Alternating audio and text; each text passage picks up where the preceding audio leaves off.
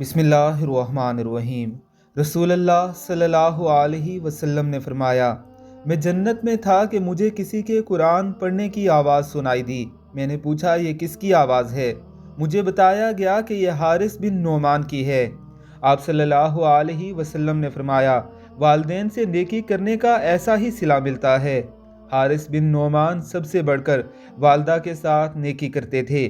اپنے والدین کی خدمت کیجیے کہ اللہ رب العزت نے والدہ کے پاؤں تلے جنت رکھ دی ہے اور والد کو جنت کا دروازہ قرار دیا ہے۔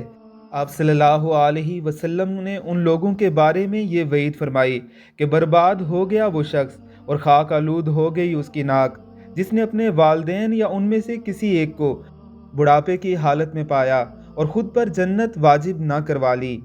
اللہ رب العزت نے قرآن مقدس میں 2 مقامات پر شرک سے منع کرنے کے فوراً بعد ہی والدین کی گستاخی سے بھی منع فرمایا ہے۔